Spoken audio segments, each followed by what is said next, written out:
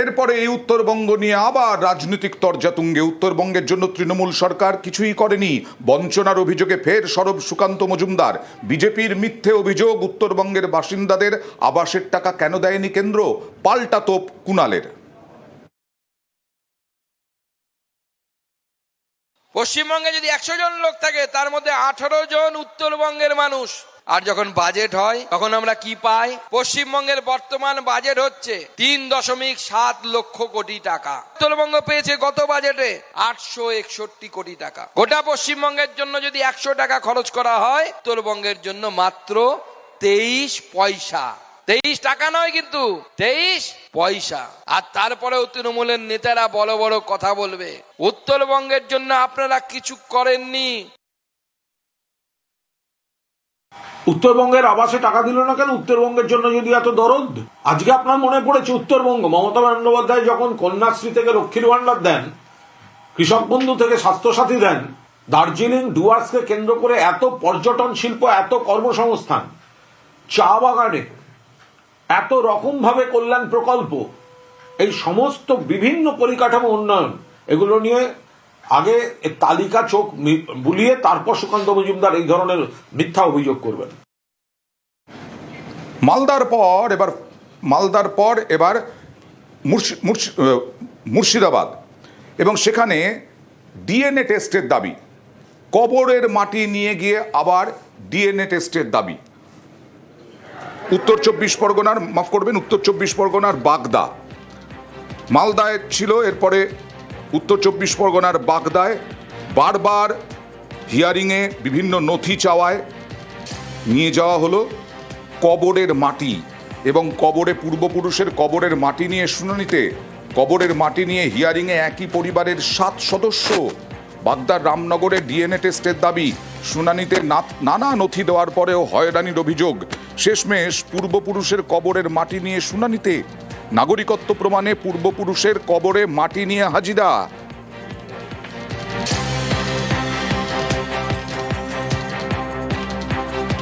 কবরের মাটি নিয়ে এসে এটা আমার ডিএনএ টেস্ট করা হোক, কারণ এটা আমার বাবার বাবা, তার বাবারও, আমাদের পূর্বপুরুষ 1950 সাল থেকে এখান থেকে তারা আছে।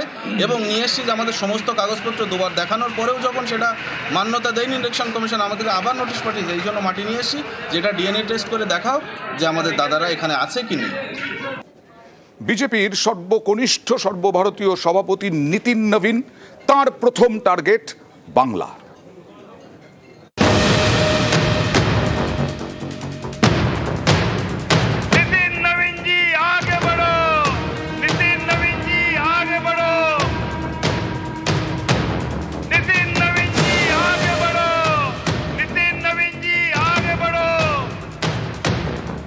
দীর্ঘদিনের আমাদের স্বপ্ন যে গঙ্গোত্রী থেকে গঙ্গাসাগর, শ্যামাপ্রসাদ মুখার্জির মাটিতে শ্যামাপ্রসাদ মুখার্জির সরকার তৈরি হবে আমাদের নতুন সভাপতি নীতিন নবীনের নেতৃত্বে। বিজেপির নতুন সর্বভারতীয় সভাপতি দায়িত্ব নিয়েছেন মঙ্গলবার। এবার শুরু তার রাজ্য সফর। নীতিন নবীনের প্রথম গন্তব্য পশ্চিমবঙ্গ। দুদিনের সফরে পশ্চিমবঙ্গে বিজেপির সর্বভারতীয় সভাপতি নীতিন নবীন। 27 জানুয়ারি কলকাতায়, ওই দিন রাজ্য বিজেপির কোর কমিটির সঙ্গে বৈঠক, পরদিন বর্ধমানে জনসভা করতে পারেন। দীর্ঘদিনের আমাদের স্বপ্ন যে গঙ্গোত্রী থেকে গঙ্গাসাগর, শ্যামাপ্রসাদ মুখার্জির মাটিতে শ্যামাপ্রসাদ মুখার্জির সরকার তৈরি হবে আমাদের নতুন সভাপতি নীতিন নবীনের নেতৃত্বে।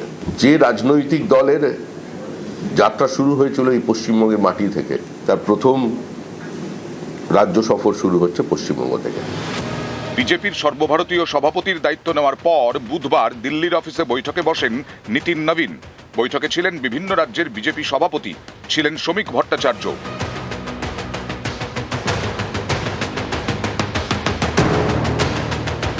সেই বৈঠকে ভোটমুখী রাজ্যগুলিতে ভোট কৌশল নিয়ে আলোচনা করেন নীতিন নবীন। বাড়তি গুরুত্ব দেন পশ্চিমবঙ্গে। পশ্চিমবঙ্গে জয়ের লক্ষ্যে গোটা দলকে একজোট হয়ে মাঠে নামার বার্তা দেন। দায়িত্ব নেওয়ার আগেও বৈঠক করেন নীতিন নবীন। গত মঙ্গলবার তিনি আনুষ্ঠানিকভাবে দায়িত্ব নেন। সোমবার রাতে বৈঠক করেন বাংলার বিজেপি নেতাদের সঙ্গে। সেই বৈঠকে ছিলেন শ্রমিক ভট্টাচার্য, সুকান্ত মজুমদার, সুনীল বানসাল, লকেট চট্টোপাধ্যায়রা। বাংলায় সংগঠনের কি পরিস্থিতি সেটা খুঁটিয়ে জানেন নীতিন নবীন। এসবই স্পষ্ট নীতিনের নজর বাংলায়। সবচেয়ে কম বয়সে বিজেপির সর্বভারতীয় সভাপতি নীতিন নবীন ৪৫ বছরেই বিহার থেকে একেবারে নয়াদিল্লিতে দলের গুরু দায়িত্বে হট সিটে। নীতিন নবীন হট সিটে বসে বাড়তি গুরুত্ব দিচ্ছেন পশ্চিমবঙ্গকে, কারণ তিনি জানেন বাংলায় বিজেপি ভালো ফল করতে পারলে দলের মধ্যে স্বতঃস্ফূর্তভাবে তাঁর কর্তৃত্ব প্রতিষ্ঠা পাবে। দীর্ঘদিনের আমাদের স্বপ্ন যে গঙ্গোত্রী থেকে গঙ্গাসাগর, শ্যামাপ্রসাদ মুখার্জির মাটিতে শ্যামাপ্রসাদ মুখার্জির সরকার তৈরি হবে আমাদের নতুন সভাপতি নীতিন নবীনের নেতৃত্বে। যে রাজনৈতিক দলের যাত্রা শুরু হয়েছিল এই পশ্চিমবঙ্গের মাটি থেকে, তার প্রথম রাজ্য সফর শুরু হচ্ছে পশ্চিমবঙ্গ থেকে। 2019-এর লোকসভা ভোটে বাংলায় বিপুল সাফল্য পায় বিজেপি। তারপর থেকেই পদ্মের পাখির চোখ বাংলা। এরপর একাধিকবার সভাপতি বদলেছে বিজেপির।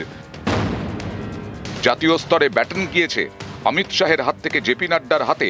নাড্ডার পর এবার নীতিন নবীন। সভাপতি বদলেছে বাংলাতেও। দিলীপ ঘোষ রাজ্য সভাপতি থাকাকালীন লোকসভা এবং বিধানসভা ভোটে বঙ্গে ভালো ফল করে বিজেপি। দিলীপের পর সভাপতি হন সুকান্ত মজুমদার। সুকান্তর পর এবার শ্রমিক ভট্টাচার্য। জাতীয় এবং বাংলা বিজেপির দুই স্তরেই এখন নতুন ক্যাপ্টেন। সর্বভারতীয় ক্যাপ্টেন আসছেন বাংলার ময়দানে রান তুলতে। नितिन नवीन जी आगे बढ़ो। নিউজ 18 বাংলা। আজই কলকাতায় আসছেন ইডির আধিকারিক রাহুল নবীন। আগামীকাল তিনি এ রাজ্যের এই বাংলার ইডি আধিকারিকদের নিয়ে বৈঠকে বসবেন। কথা বলবো প্রতিনিধি অনুপ চক্রবর্তী, কি পরিকল্পনা রয়েছে তার, কারণ কালকে সব ইডি অফিসারের ছুটি বাতিল করা হয়েছে। অনুপ, একেবারে কলকাতা বিধানসভা ইতিমধ্যেই যিনি ডিরেক্টর তিনি কিন্তু এসে পৌঁছেছেন এবং শুধুমাত্র তিনি আসার পরবর্তী ক্ষেত্রে দেখা যাচ্ছে যে আজকে যেমন ইডি অফিসার তাদের সঙ্গে সাক্ষাৎ করে বিমানবন্দরের ভিতরে এবং আগামীকাল তার মেগা বৈঠক রয়েছে। যে কারণ বলা হচ্ছে যে বেশ কিছু যে পশ্চিমবঙ্গে এখনো পর্যন্ত যে মামলাগুলো রয়েছে সেই মামলাগুলো নিয়ে ইতিমধ্যেই বৈঠক করবেন। প্রত্যেক অফিসারদেরকে বলা হয়েছে তারা কেস ডায়েরি নিয়ে যেন উপস্থিত থাকা হয়। কোন কোন মামলায় কোন কোন ব্যক্তিকে তলব করা হয়েছে এবং কাদের এখনো তলব করা হয়নি, কাদের কিভাবে নাম উঠে এসেছিল, এই গোটা যাবতীয় বিষয় নিয়ে কিন্তু কেস ডায়েরি তিনি খতিয়ে দেখবেন, জিজ্ঞাসাবাদ করবেন। তারই পাশাপাশি যে আইপ্যাক মামলা তল্লাশি হয়েছিল সেক্ষেত্রে 8ই জুন জানুয়ারি যে পরিস্থিতি হয়েছিল, কি ঘটনা ঘটেছিল, সেক্ষেত্রে ভিতরে কি পরিস্থিতি হয়েছিল, এই বিষয় নিয়ে কিন্তু আলাদা করে বৈঠক করবেন। কালকে মূলত সকাল থেকেই আগামীকাল দিনভর এই বৈঠক চলবে এমনটা জানতে পারছি। তার মধ্যে গুরুত্বপূর্ণ আইপ্যাক মামলা নিয়ে কিন্তু বেশ কিছুক্ষণ তারা আলাদা করে মিটিং করবেন এবং পরবর্তী ইতিমধ্যেই কলকাতায় নেমে গেছেন রাহুল নবীন। আগামীকাল শুক্রবার শেষ দিন। শুক্রবারের মধ্যেই আত্মসমর্পণের নির্দেশ সুপ্রিম কোর্টের। এখন কোথায় প্রশান্ত বর্মন? কালকে কি বিধাননগর আদালতে আত্মসমর্পণ করবেন? দেখুন। 19 জানুয়ারি সোমবার সল্টলেকের দত্তাবাদের সোনা ব্যবসায়ী খুনে অভিযুক্ত প্রশান্ত বর্মনকে আত্মসমর্পণের নির্দেশ দেয় সুপ্রিম কোর্ট। ডেডলাইন শুক্রবার।